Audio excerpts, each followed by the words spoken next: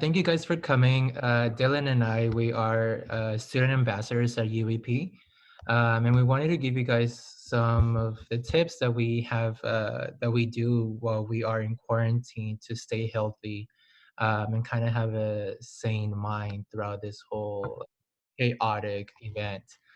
Um, and Dylan, you want to speak something about yourself? Introduce yourself to the people. Hi, my name's Dylan, and I'm a kinesiology major, and it's my first year, so I don't know if anyone else here is a freshman, but I think it was a weird time to come into college, Or the best time. but we'll all figure it out together. Yes, very true. We will. And I'm a biotechnology major and I'm a junior, so I should have said that as well.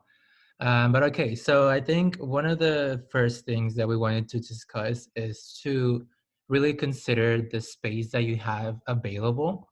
Whether you live in an apartment, a house, or with family, you may be limited as to the space that you have. So it's important to decide where you will be working out. I usually work out in the garage, and I'm doing video workouts, but also gone for walks at the park. And for the past month, April and March have we have had pretty good weather. So I really enjoy going for a walk in the park and just kind of being in the open air, and it's very refreshing, kind of like a break from everything that is happening. But I also seen people work in the backyard, and I've seen people post on Facebook, on actually on Instagram Live. The influencers are doing a lot of workouts in the balcony. So I think that's a first thing to decide on. Where is that you can work out? And then from there, I suggest that you guys find your preferred method of staying active. Something that that I started doing during the quarantine, I started working out through video workouts, specifically P90X. And I know people also do Zumba. My aunt is actually doing Insanity, which is a more cardio-based workout. And a lot of these video workouts, you can look them up on YouTube or even on Google, and you can just download them. And what I really like about P90X specifically is that it has a calendar, and it's a 60-day workout, and each week the videos, it varies by day. So one day I'm doing legs and back, and then I'm doing arms and chest, and I don't really require a lot of equipment for that. I only need weights and or bands. Now if you don't have any equipment whatsoever, you could also do something like Zumba or Insanity. These are mainly cardio workouts, but it's still a workout nonetheless, and these don't require any equipment. So that's also something important to consider in deciding what workouts you want to do, the equipment that you have available. And then walking and running, of course, that one also doesn't require any equipment. And I actually really like walking. Going for a walk, it's very refreshing. And then individual weight training. I think Dylan's a little more knowledgeable on that, so I'm gonna let him speak on that one.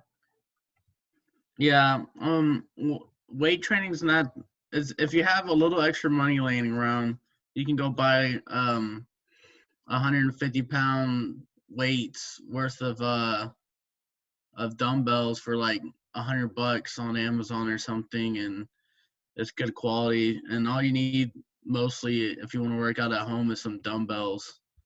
All the extra stuff is extra. So it's if you want to use weights, just save up a little bit and get some dumbbells. Yes. Okay, so let's see. Do you guys have any questions so far?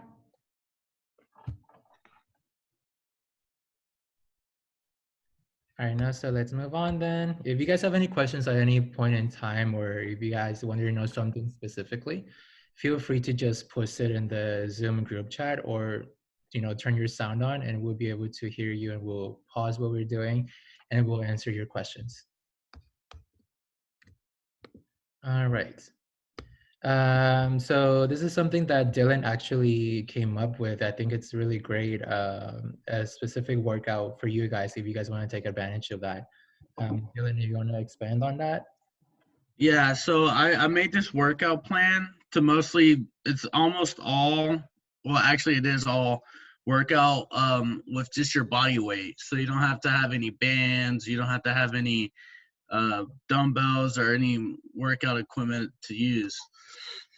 So I made it to where it's Monday, Wednesday, Fridays, and I think Saturday. So you have that day in between to rest because what this workout's designed to fatigue your muscle and break it down. That way you can build it up and get stronger and work on your strength. So um, Mondays are going to be chest and back. So it's going to be like a lot of push-ups, a lot of pushing.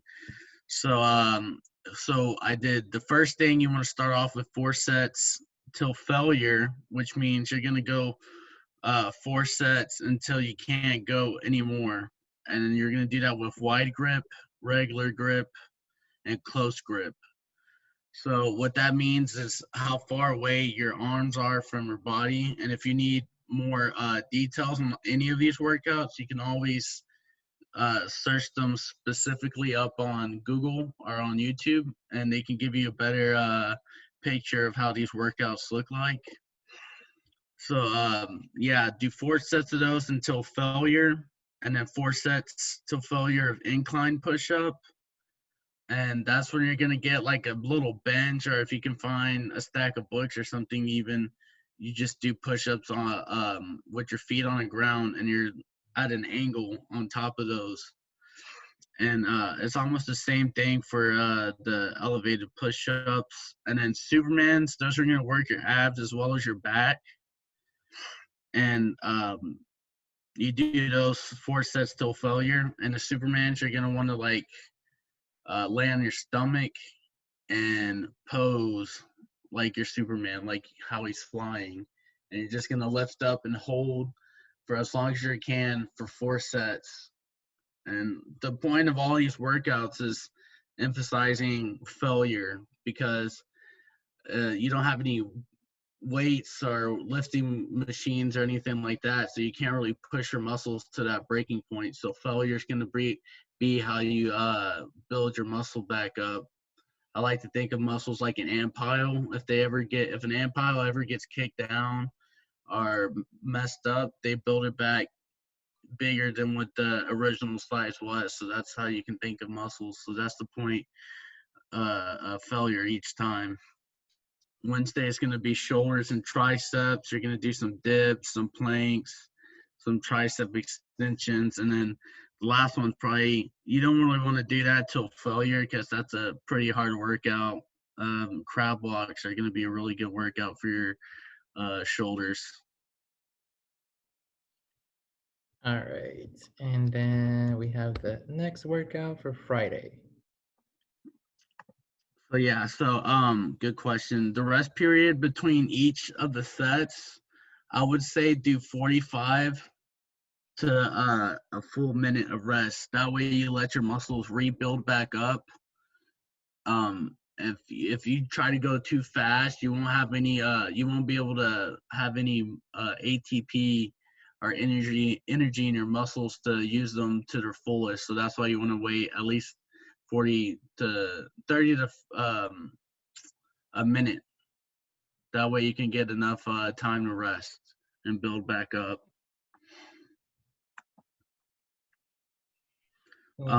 Fridays are legs.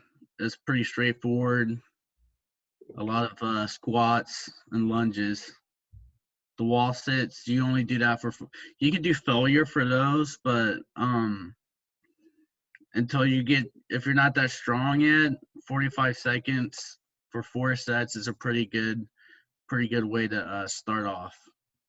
And then in between the workout days, you could just I put it to where you run and do abs, and that's of your choosing. You don't have to do it, but it's kind of like a resting period for the rest of your body in those breaks between Monday, Wednesday, and Friday. Awesome. Now, Dylan, I have a question. So for the sets of the jump squats and at least also for the previous ones, does it matter how many reps do we do if we do like 8 to 10 or 15 to 16? No, the minute, that's why I put time. I put that so you can try to go and get as many reps as you can, because these are gonna they're designed to break your muscles down and also to mix in some cardio as well. So you're just gonna go high reps and push yourself until you can't. Oh, okay, got it. So that's what you mean by what's it called? Failure, right? Rep to failure. What did you call it? Yeah, pushing reps till failure. So Yeah, like the whole point of going till failure, like I said before, is so you can break your muscle down. yeah. You can't do it no more. So your muscles are completely fatigued and broken down. And then that's when you keep pushing after each set, because the more you break it down, the bigger they're going to be built back. Yeah. Okay, got it. Okay, that makes sense. Thank you. All right. So thank you, Dylan, for giving us this workout. I typically do like reps up to like 12, but I think what you're mentioning, that would be helpful in creating more muscle mass as opposed to kind of reaching a stagnant point where I kind of don't build any more muscle. Uh, Yeah. all right. So let's see. So I've given you guys some of the things that I've done, which was P90X. I've seen Andrew's doing Insanity. Dylan is doing home workouts that he has great knowledge of. And we wanted to give you guys some extra tips once you've decided which path you want to take. And Dylan has an incredible knowledge of this as well. So I'm going to let him take over this information as well. Yeah. So fueling your body is is probably the most important thing besides working out. So protein is a big part of being able to recover and build your muscle. So you're gonna want to eat things like peanut butter, egg, lean meats. And there's if you want to look for any more, there's tons of different type of protein to get out there. I just named a few basic ones, but if you want to look up protein sources on Google or YouTube, even, they'll probably be able to explain it better than I can. But the basic concept is protein is used to like a building base for all your muscles.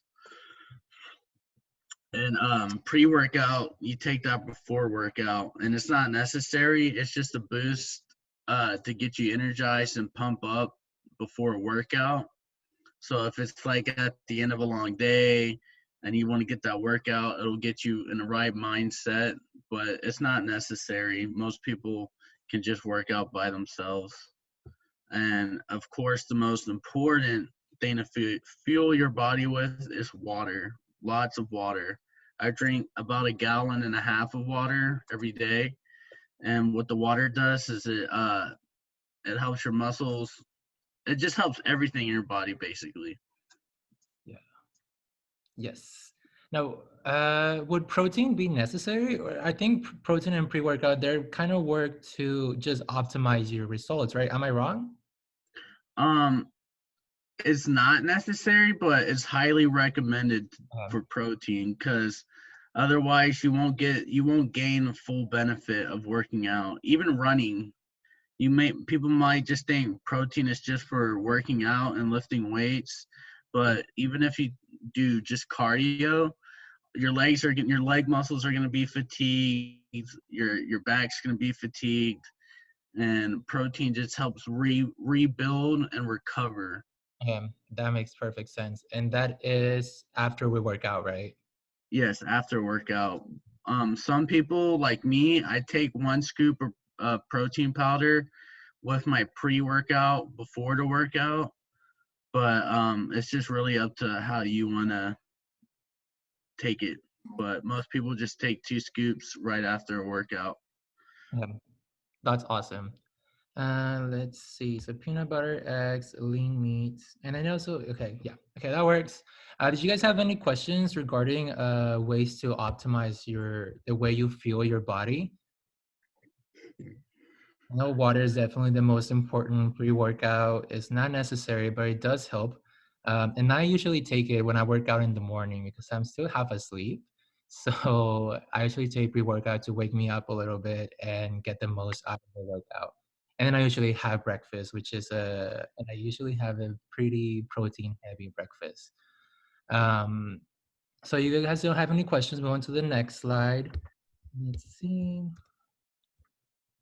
All right. Now, we kind of talked about what are the best ways to optimize your workout in the way that you fuel your body. So optimizing your workout during the workout, it's important to start out with a warm up. It can either be a stretch for 10 minutes, 15 minutes, or a light run around the neighborhood or whatever you have access to. The videos that I'm doing, P90X, they usually have about a 10-minute stretch, that's stretching out the muscles that we are working out for the day.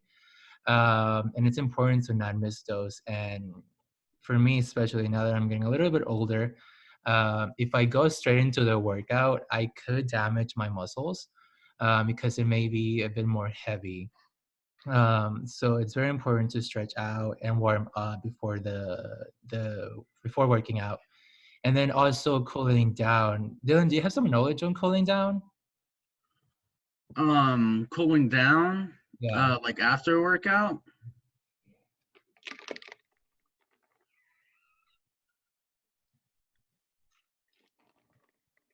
Yes. Um, I just usually I don't really know No. uh how else to cool down that well. That's not really my expertise, but usually after a workout I like to do a little bit of stretching just to help get that lactic acid out of your muscles. And I jump in my pool right after. I recommend taking cold showers because that helps boost your metabolism as well. See, I didn't know that. I've seen like athletes do that. So that's awesome. I didn't. I'm gonna start doing that. Yeah, so like hot showers, that's good for muscle relaxation, sorry. And cold showers are good for recovery for sore muscles and building your muscles back up. It boosts testosterone in men, and it boosts your metabolism and for male and female. Okay. Awesome. So, yeah. Hey, Dylan and Cheyenne. How's it going? Going great. Usually, like after a workout, what I do, oh, and this is Jennifer, by the way. Oh, Sometimes after I work out, I kind of drink some tea, like some ginger and some lemon tea to kind of cool Mm-hmm. down. And that usually helps me after a workout. So that's a little tip I'll throw out there. awesome. Like Thank. like green tea or Yeah. Yeah, green tea. I usually mix it with put some ginger in it, put a little bit of honey, put a lot of lemons in there, and just kind of it helps me cool down personally. I don't know if hmm. it's if it'll help everybody else, but That I sounds. actually just started drinking green tea, so that's pretty cool.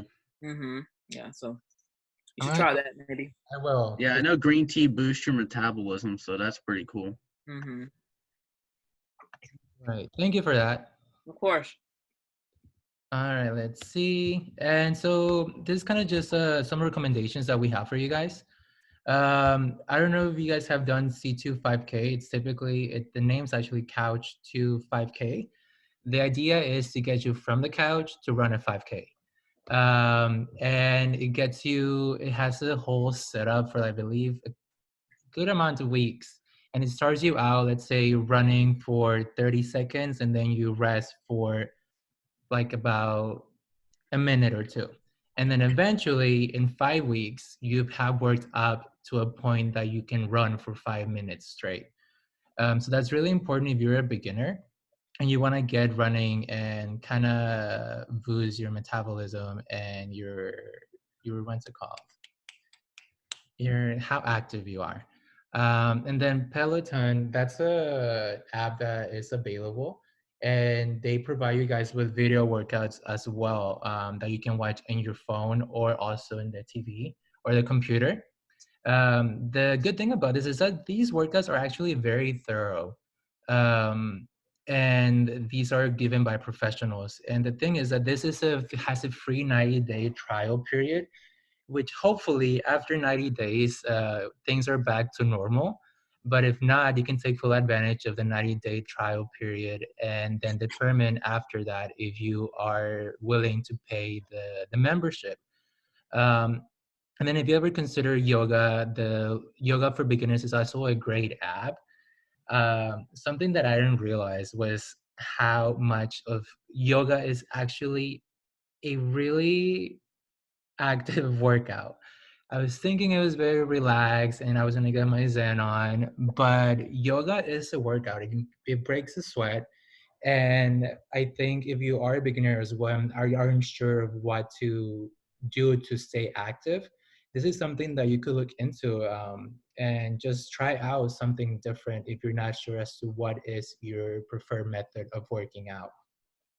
And Nike Training Club is also another app that I've used, that provides workouts on your phone, your app, and it gives you a record of the things that you have completed in the past. And overall, I really like the app, and it has an optional membership. So at least give it a try if you're interested, and then also determine if you're willing to pay the charge.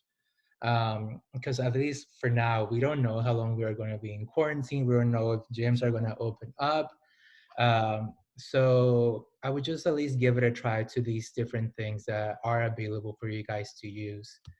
And I also wanted to touch on the rec center. So the rec center at U of H is closed, as you guys know, but they are hosting some classes through their Facebook Live. I'm not sure if you guys have had the opportunity to see some of them, but I think I saw one. I don't remember which one I saw. It's not on here. It was last week. And they keep the records on their Facebook page. So if you go on their Facebook, they'll have a record of everything that they will have going on. And for today, after we're done, they'll have a Zumba class live, and they'll have yoga later in the day. So this is also another things that you guys can check out. Now let's see. Now, CAPS, Counseling and Psychological Services, also have services available remotely. And they have a series of events weekly, and all these events are associated with how to deal with the coronavirus and how to deal with the pandemic. For example, for the 23rd, they have a discussion on how to deal with conflict while being confined with others.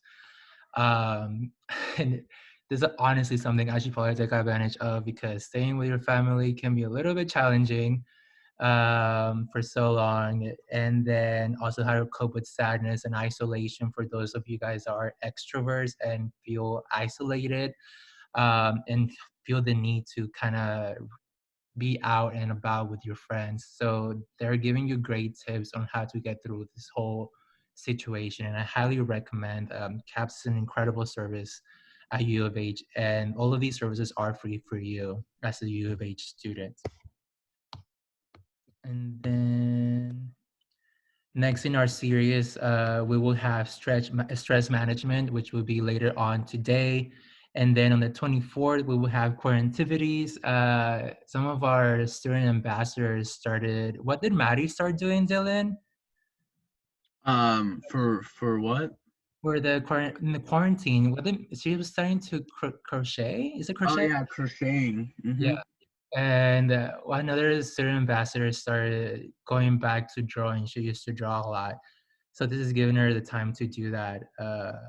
I've basically just been studying and doing schoolwork, but now that the summer's coming up, I think it'll be important for me to kind of find something to entertain myself and pick up something to stay occupied once school is over.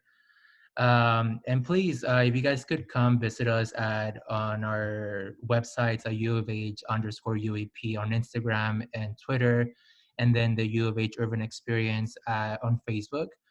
These are great ways to stay connected with us and informed. This is where we post the events that we have coming up and any other important information such as scholarship deadlines, and all of that important information. And well, this pretty much summarizes our webinar for the day. I hope this was somewhat informational. The point is just to kind of give you guys some exposure as to what is that we are doing. and kind of get you guys to think about what it is that you could possibly do to stay active as well. I think it's very important to stay active during these times. It really helps alleviate stress. But for the timing, do you guys have any questions, concerns that we could help you out with? Not at this time. Thank you so much. Of course. Thank you for coming. Thank you. Yes. So I think someone asked if there's anything that we could do to help sore muscles or cramping. I'm familiar with foam roller. That really helps. And also, if you're not necessarily familiar with it, you could go to YouTube and look up foam roller workouts, or I don't know if they would call it stretches, but they'll give you some, at least 5 recommendations as to how to like alleviate the pain of sore muscles. Dylan, do you have any other recommendations for muscle cramps? Yeah, for muscle cramps, if you have sore muscles, I usually depending on where it's at, I either ice it or I just hop in the shower and take a cold shower, and that usually helps bring the soreness down, the inflammation and swollenness if you have that, and it helps with aches and pains. And also for Yeah. sore muscles, I'm not sure if this person has like balm at home or like Vicks or anything like that. Maybe rub it and possibly just kind of rest your foot. If you do a workout and your muscles are a little sore, just rub some balm. Yeah, I have a bum ankle right now. So I've been using Tiger Balm and icing it, and it's been helping a lot. Mm-hmm. Awesome. Thank you, guys. Any other questions?